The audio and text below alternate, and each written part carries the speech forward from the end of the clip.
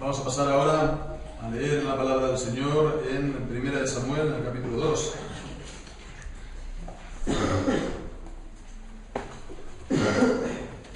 Vamos a leer desde el capítulo 2, desde el versículo 11.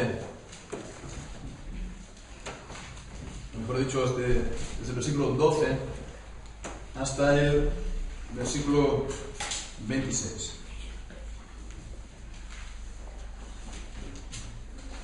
Desde el versículo 12 hasta el versículo 25. Dice así la palabra del Señor: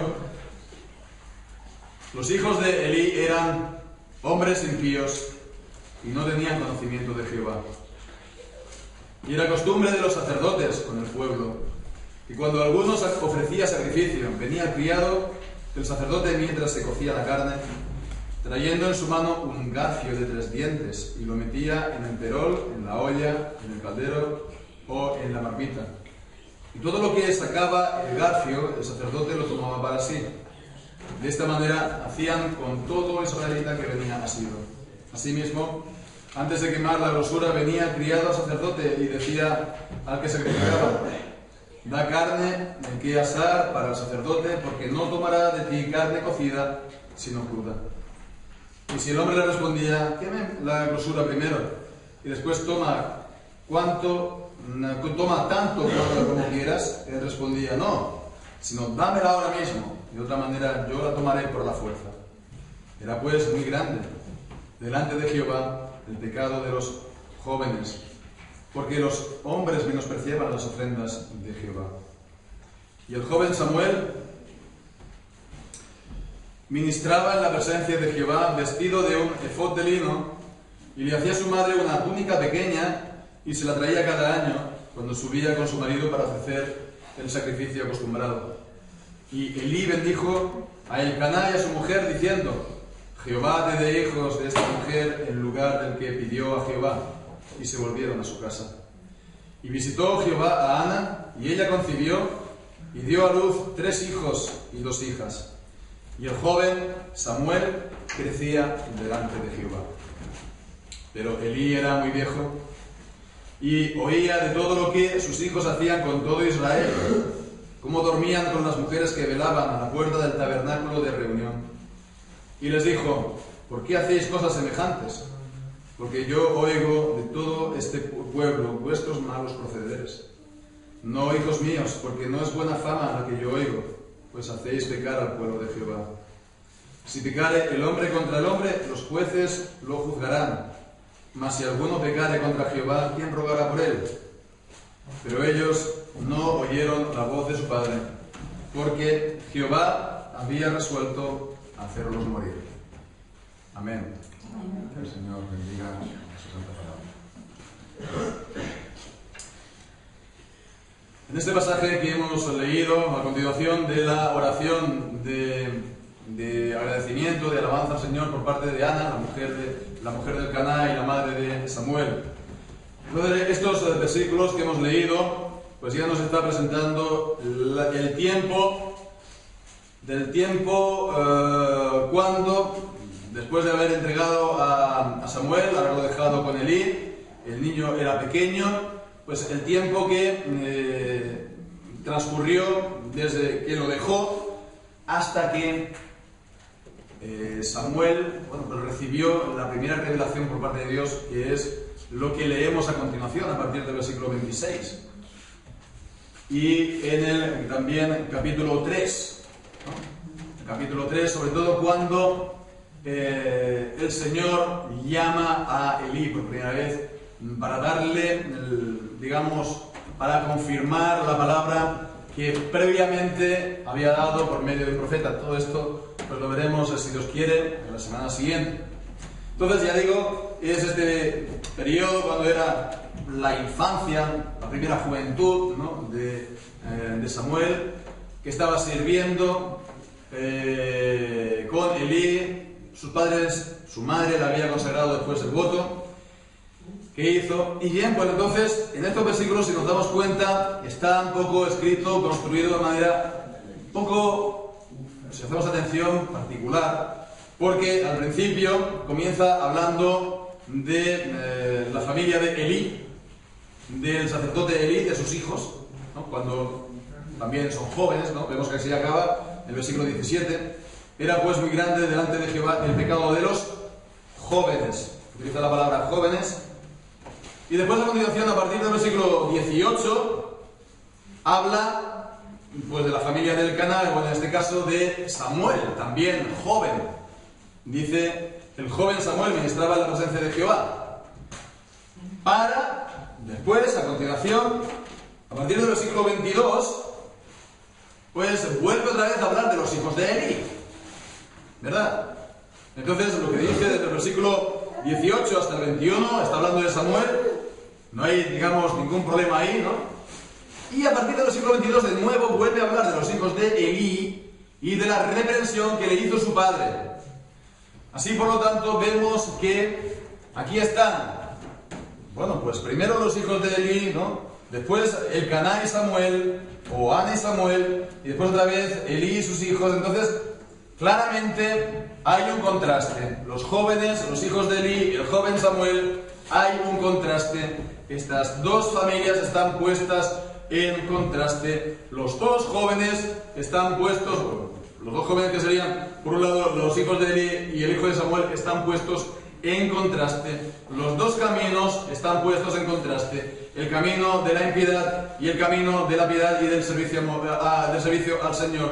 El camino del pecado, ¿verdad? Y el camino de la fidelidad y del temor a Dios. El camino de la vida y el camino de la muerte. El camino de la condenación y el camino de la salvación. Entonces vemos que, aunque no esté ordenado, pues de la misma manera vamos a comenzar primeramente considerando la familia de Elcaná, la persona de su hijo, de Samuel, ¿verdad? Porque ya vemos, ¿no?, que está este orden en particular, ¿no?, que primero Elí, Elcaná, otra vez Elí. Pues entonces comenzamos, ¿verdad?, con la familia de Elcaná y vemos lo primero de todo acerca de él. Se nos dice que podemos ver que la bendición de Dios reposaba sobre esta familia. Bien, pues vemos aquí en el versículo 20, otra vez Elí bendijo a Elcaná y su mujer. Otra vez, ella había bendecido a Ana en el capítulo primero y Ana pues recibió la bendición de tener un hijo, ¿verdad? Bien, pues otra vez Elí bendijo a Elcaná, su mujer, diciendo: Jehová te dé hijos de esta mujer en lugar del que pidió a Jehová. La bendición es algo también importante, es algo importante que los padres bendigan a los hijos, que los mayores bendigan a los jóvenes. En Hebreos capítulo 7 nos dicen que sin duda alguna el menor es bendecido por el mayor. Los que somos mayores, tenemos un grado más de autoridad, podemos bendecir a nuestros, digamos, entre comillas, inferiores, ¿no? Entre comillas. Bueno, pues es importante porque aquí Elí bendijo a Elcaná y su mujer y la bendición le vino.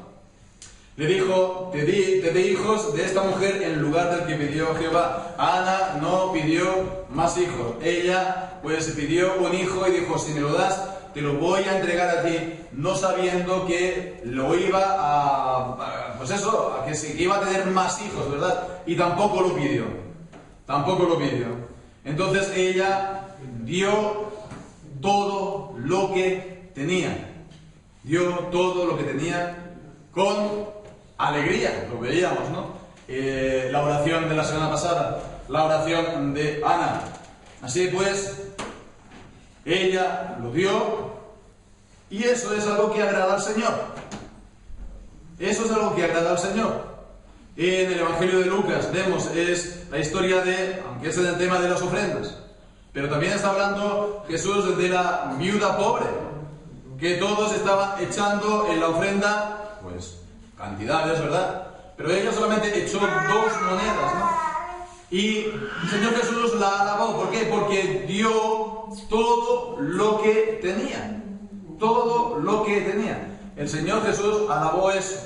Y Dios ama al dador alegre. Y Dios, pues si nosotros le damos, nos dice el proverbio de Salomón, que, aunque está hablando también de las ofrendas, o de dar al pobre, dice que a Jehová presta quien da al pobre. Todo el dinero que damos en ofrendas, todo el dinero que damos, como se decía antiguamente, en limosnas, en ayudar al pobre, al necesitado, principalmente en la familia de la fe, al Señor le presta. El Señor se lo devolverá, y se lo devolverá aumentado, y se lo devolverá con intereses. El Señor no es deudor de nadie, el Señor no se queda debiendo a nadie, el Señor es rico en gloria, y todo aquello que nosotros hagamos por Él y le demos a Él es rico en gloria, como dice Filipenses 4, para hacer que sobreabunde en nosotros todo bien, ¿verdad? Para darnos muchísimo más de lo que nosotros le hemos dado, muchísimo más de lo que nosotros podemos ni siquiera concebir. Entonces, esto es algo pues a tener en cuenta, y por supuesto no solamente en la cuestión de la ofrenda, porque aquí de lo que estaba era de dar su único hijo. Así nos tenemos que dar, en definitiva, nosotros al Señor. Así nos tenemos que dar nuestro corazón, como dice también los proverbios de Salomón. Dame, hijo mío, tu corazón. Así tenemos que dar al Señor nuestro corazón, ¿verdad? Sin reservarle nada. Bien, pues entonces ellos, pues con esa bendición vemos lo que decimos, el Señor se lo dio, pues quintuplicado, sextuplicado. En el versículo siguiente, el versículo 21, dice: visitó Jehová a Ana, y ella concibió y dio a luz 3 hijos y 2 hijas. Ella o ellos entregaron al Señor lo prometido, su único hijo, y el Señor le dio 5 más. 5 más. Entonces, por quintuplicado se puede decir, porque estamos aquí hablando de niños, ¿no? No estamos hablando aquí de cantidades económicas, pero se lo dio con creces, se lo devolvió con creces. Por otra parte, ellos, aunque estaban, pues habían entregado al pequeño, tampoco significa que hayan perdido todo contacto con él. Primero porque desde el lugar de donde ellos vivían hasta Silo apenas había 20 kilómetros, ¿no? Había, por lo que vemos aquí, entonces hacemos las cuentas, ¿no? 20 kilómetros, entonces es de suponer que de tanto en cuando pues ellos lo podrían ver, y sobre todo lo veían anualmente con los sacrificios cuando tenían que ir allí, entregar pues también los diezmos, todo lo que habían sido prosperado durante el año, para gozarse delante del Señor en su tabernáculo. Y entonces vemos que allí pues también en el versículo 19 está hablando al final del versículo, cuando subía con su marido para ofrecer el sacrificio acostumbrado, pues entonces le traían una túnica nueva al pequeño, ¿no? Que cada año pues iba creciendo, pues cada año le daban una túnica, ¿no? Para pasar ese año, ¿no? Una túnica más grande. Entonces vemos que seguían atendiendo a su hijo y no descuidaban los cultos a Dios. No descuidaban el congregarse, no descuidaban las congregaciones y las asambleas. Entonces es algo también importante, es lo poco que se nos dice de la familia del Cana en estos versículos. Se repite lo mismo: perseveraban congregándose con el pueblo de Dios en las reuniones que el Señor había instituido. Y en cuanto a Samuel, pues se nos dice simplemente que él ministraba al Señor. Se nos dice, como decíamos, versículo 18, el joven Samuel ministraba en presencia de Jehová, delante de Jehová, en la presencia del Señor, y vestido con un efod de lino. El efod de lino era un delantal bordado, una capa bordada, que solamente tenían derecho a llevarla los sacerdotes. Así pues, él estaba cumpliendo ya pues con el ministerio sacerdotal, y eso que era un niño. Era un niño, con lo cual pues vemos que los niños tampoco tienen que esperar a ser adultos para empezar a servir al Señor. Esto es cómo, pues no sé, los niños echan a correr, ¿no?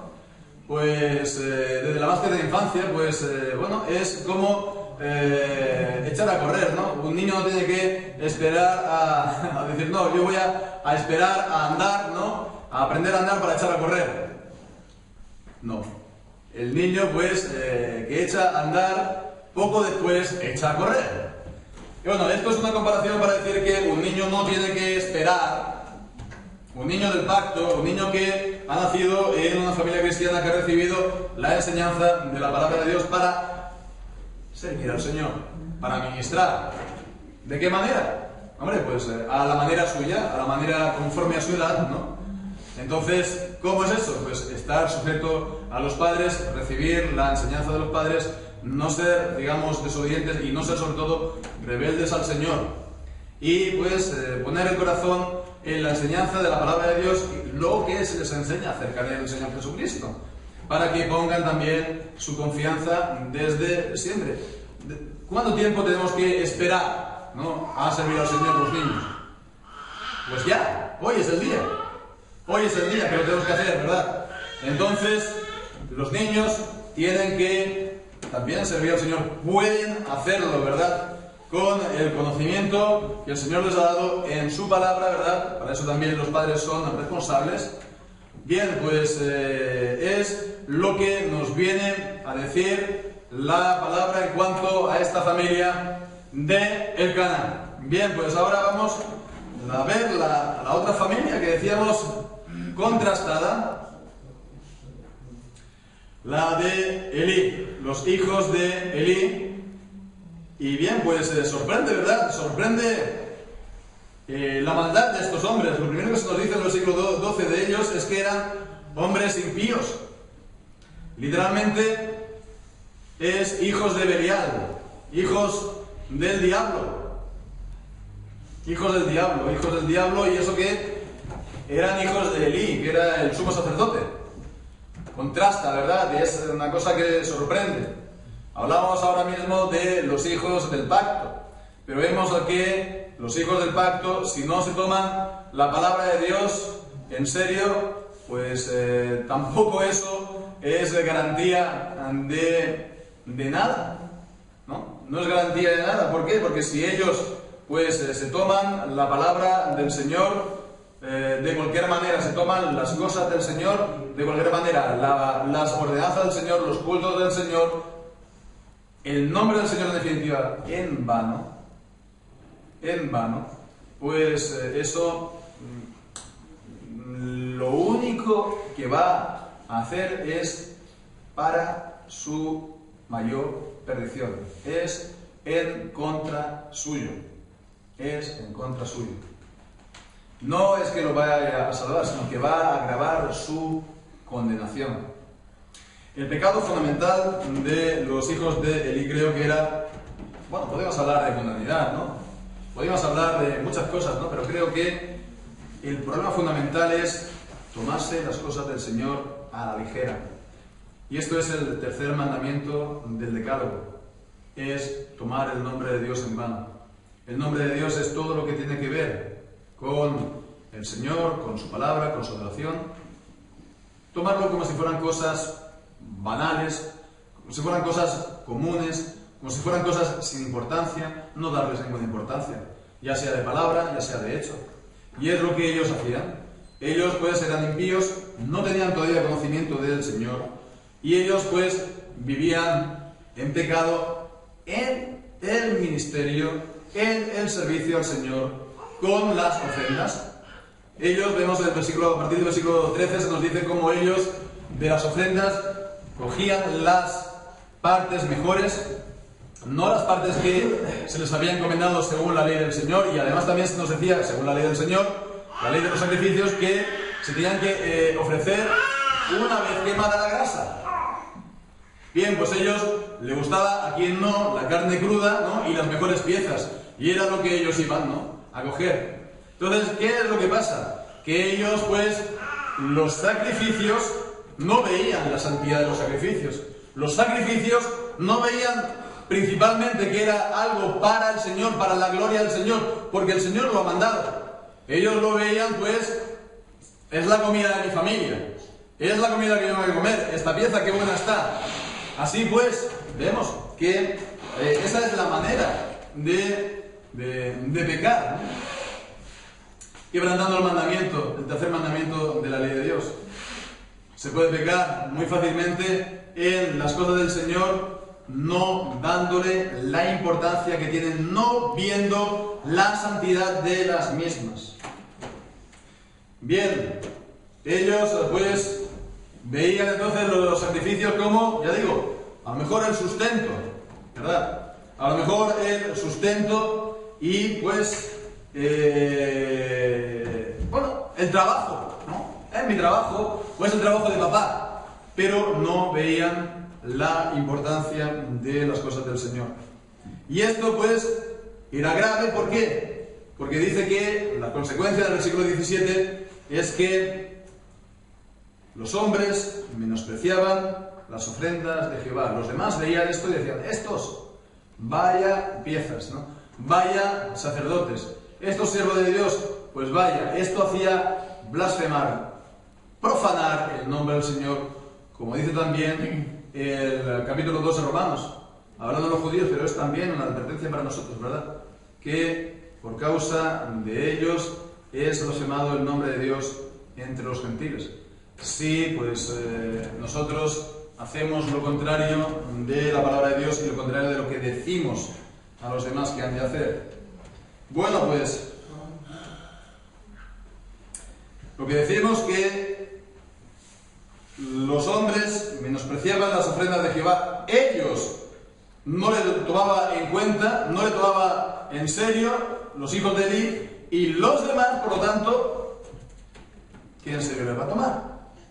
Si los ministros no se toman en serio la palabra de Dios, si los ministros no se toman en serio el culto a Dios y su palabra, el pueblo, ¿cómo se lo va a dar más que él? ¿Cómo se lo va a dar más que los ministros? Por lo tanto, es una gran bendición para el pueblo de Dios cuando el Señor envía siervos ministros que se toman en serio la palabra del Señor, que se toman en serio el culto a Dios y pues las cosas de Dios ascienden. Es algo que tenemos que siempre estar pues orando al Señor y agradecidos, ¿no? Si el Señor envía pues a los padres, no decir, no, este es demasiado serio, no, este es demasiado duro, bueno, duro o serio, ¿no? Prefiero a alguien que sea más alegre, ¿no? En los cultos, etcétera, no. El siervo de Dios ha de ser una persona que toma en serio las cosas, la adoración de Dios, y eso es lo que va a hacer que al final todo el pueblo también igualmente le dé importancia, la importancia que tiene. Y dice por lo tanto en el mismo versículo 17 que el pecado era muy grave. El pecado era muy grave. Entonces esto es también a tener a subrayarlo, ¿no? A verlo, porque vemos aquí también hay el pecado, hay grados en el pecado. Hay pecado, hay veces que el pecado es más grave. Aquí nos está diciendo que es muy grave. Muchas veces se nos dice que todos los pecados son igual de graves, ¿verdad? Eso no se nos habrá dicho alguna vez, ¿no? Como evangélicos, no, todos los pecados son iguales de graves, ¿no? Eso pues como respuesta a lo que dice la Iglesia de Roma en cuanto a los pecados mortales y pecados veniales. Y decimos nosotros, bueno, pecados veniales no los hay, todos son igual de graves, ¿no? Todos merecen la muerte. En un sentido es cierto, todo pecado, la paga del pecado es muerte, pero la Biblia enseña muy claramente que hay pecados más graves que otros, ¿verdad? Por el acto en sí o por sus consecuencias. Pues vemos esto también incluso en los catecismos. El catecismo, por ejemplo, mayor, ¿no? De Westminster, lo podemos mirar, ¿no? Pues está enseñando de circunstancias en las cuales los pecados son más graves. Cuando se hace con conocimiento, a ciencia cierta, ¿no? Que estoy transgrediendo un mandamiento, no es lo mismo que hacerlo sin saber. Es igualmente pecado. El desconocer una norma no es la excusa para seguir haciéndolo, ¿verdad? es una transgresión, pero no es lo mismo que aquel que lo hace con todo conocimiento. Hay, pues, unos pecados que no pasan del ámbito personal, aunque todos los pecados son graves y al final van a afectar a todo el mundo. Pero es peor cuando es algo público y notorio y es escandaloso. Así, por lo tanto, hay gravedad en los pecados y era muy grande, muy grave el pecado de ellos. No podía ser de otra manera porque eran sacerdotes del Señor, por un lado, porque sabían que estaban transgrediendo la palabra de Dios por un lado, y por otro, por las consecuencias que el pueblo, en vez de honrar al Señor y tenerle respeto y tener temor de Dios, menospreciaban el culto y la adoración a Dios. Bien, pues vemos que ese era uno de los problemas. El otro, vemos en el versículo 22, después de hablar de Samuel, dice: Elí era muy viejo y oía de todos los que sus hijos hacían con todo Israel, referencia a las ofrendas, y dice: ¿y cómo dormían con las mujeres que velaban en la puerta del tabernáculo de reunión? Mujeres piadosas que estaban allí orando en el tabernáculo y ellos aprovechaban, pues, para cometer pecado con ellas. Entonces vemos comida, podemos decir sustento, podemos decir dinero y mujeres. Estos son tentaciones constantes, se puede decir, o no constantes, comunes o corrientes en aquellos que van a servir al Señor. El dinero por un lado, pues también la inmoralidad en cuanto a las mujeres también, y hay que siempre estar prevenido en cuanto al uno y en cuanto a lo otro. Bien, pues entonces se nos habla de Elí. También se nos habla de Elí, no solamente de los hijos.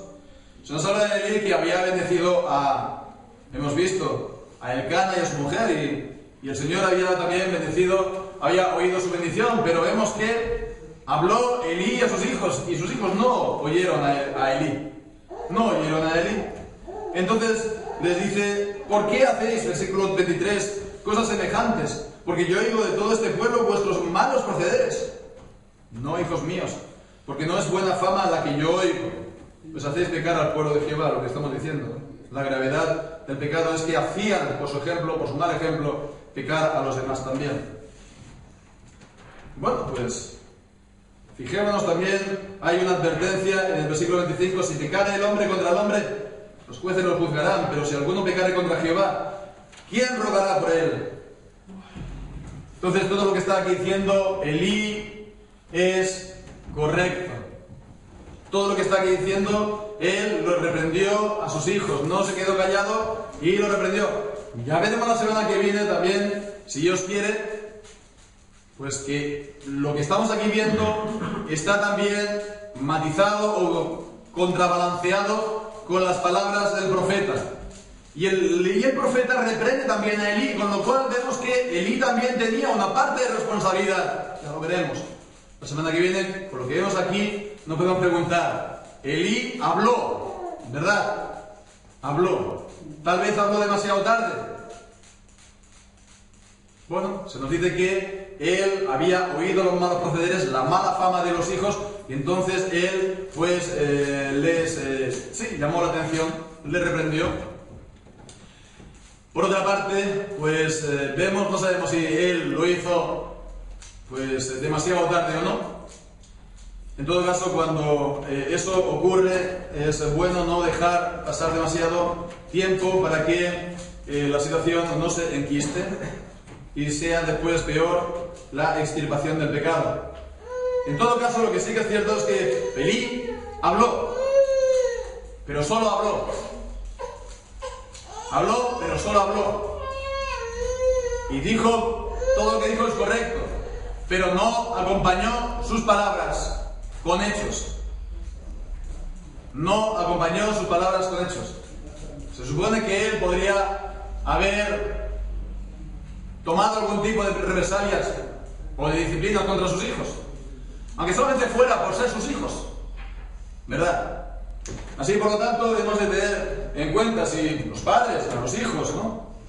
Si solamente hablamos, ¿no? Pues son solamente palabras.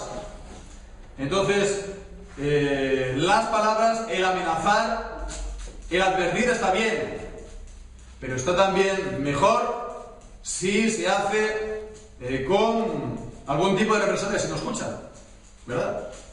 Porque si no, se la lleva el viento, es hablar, ¿no? Como lo que está ocurriendo, pues, en según qué lugares, ¿no? Es hablar, y bueno, venga a hacer, porque es hablar, y yo sigo haciendo lo que me da la gana, ¿no? ¿No?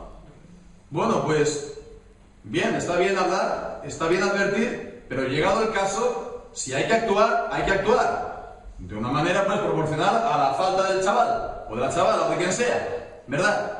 Pero hay que no dejar pasar la desobediencia al Señor, no dejar pasar el pecado sin más.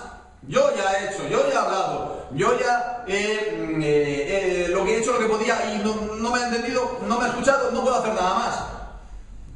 Eso, si lo hubiera dicho Elí, no sería excusa, lo haremos la semana que viene. Con lo cual, no hay que solamente hablar. Hablar está muy bien, pero hay que, pues, detrás de las palabras, si es necesario tomar algún tipo de disciplina, algún tipo de castigo, lo hay que hacer por el bien de, en este caso, hijos. ¿Por qué? Ya lo dice en los proverbios, que aborrece a su hijo aquel que detiene la vara. Y es lo que ocurrió. No hubo castigo, hubo solamente palabras, no hubo castigo, no hubo disciplina. ¿Qué ocurrió? Pues que esas palabras fueron solamente para la condenación final de los hijos. Y ellos, pues, sí, escucharon las palabras de Elí. Perfecto, dice, si pecare el hombre contra el hombre, los jueces lo juzgarán. Si alguno pecare contra Jehová, ¿quién rogará por él? Está pecando contra el Señor, está pecando en su cara, está, pues, denigrándolo, pues estás rebajando el nombre del Señor, lo estás haciendo a propósito, estás cayendo en una situación que está descrita también en Hebreos 6, en Hebreos capítulo 10, de aquel que está, pues, pecando a conciencia, sobre todo en Hebreos capítulo 10, aquel que peca con pleno conocimiento de causa, aquel que está, pues pisoteando, ¿verdad?, hollando con los pies la sangre del Hijo de Dios, aquel que está teniendo por inmunda la sangre del pacto en la cual fue santificado. Bueno, pues entonces, si eso hace, dice, ¿quién rogará con él? ¿Quién podrá sacarlo de esa situación? Bien, pues ellos no oyeron la voz de su padre, porque Jehová había resuelto hacerlos morir. Entonces vemos aquí se da la temible circunstancia del endurecimiento por el pecado, del cual hemos leído en Hebreos capítulo 3, también en Hebreos capítulo 4, del cual habla también Salmo 95, el endurecimiento del corazón, del cual habla tantos pasajes de la Escritura, ¿verdad? De las plagas de Egipto, el endurecimiento de Faraón, Isaías capítulo 6, versículos 9 y 10, pues también el envío del Señor a Isaías para endurecer al pueblo. Y el endurecimiento es simplemente lo que estamos viendo. Cuando el Señor envía su palabra, cuando el Señor envía su palabra por medio de sus siervos y llama a la gente al arrepentimiento, a que crean la palabra que está diciendo para arrepentirse de sus pecados, para dar gloria a Dios, y ellos, pues, lo oyen y no hacen caso. Y eso, pues, lo que ocurre es según la voluntad del Señor. El Señor, pues, hizo esto porque tenía ya previsto, porque ya había resuelto, había tenido la decisión, había, pues, tomado la voluntad, ¿verdad?, de hacerlos morir. ¿Y eso por qué? ¿Eran buenos ellos? No, ellos eran pecadores. Ellos eran pecadores, eran terriblemente pecadores, habían cometido pecados terribles en santidad. Y por eso, en castigo a ese pecado, el Señor, pues, decidió no sacarles de ese estado en el que estaban, y entonces, pues, no darles la ayuda y la luz del Espíritu Santo con la cual, pues, podrían haberse arrepentido. Con lo cual vemos la seriedad del pecado es siempre a evitar.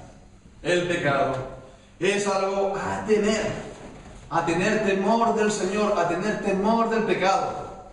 No sea que el Señor, pues, en castigo por nuestros pecados, envíe juicios, envíe disciplinas. Si envía juicios y disciplinas, correctivas, será una gracia, lo que dice Hebreos capítulo 12. Será para que participemos de su santidad. Pero que el Señor nos libre nunca, ¿verdad? O nos libre siempre, mejor dicho, del juicio, del endurecimiento, de quedar endurecido a causa de algún pecado que el Señor haya considerado especialmente grave. Nosotros y nuestros hijos, por lo tanto, hermanos, pongamos en el corazón el temor a Dios también, el temer al Señor, el temer a sus palabras, el amar al Señor, pero también el temerlo a Él, y que de esta manera pues seamos guiados por un temor que no es el temor pues servil, no es el temor de aquel que no conoce a Dios, sino que sea el temor del que conoce a Dios y que teme por encima de todo pues deshonrar a Dios y pues faltar a sus mandamientos, ¿no? Así pues, que así sea, que el Señor nos ayude y nos bendiga a cada uno de nosotros, a nosotros y nuestras familias. Vamos a ver.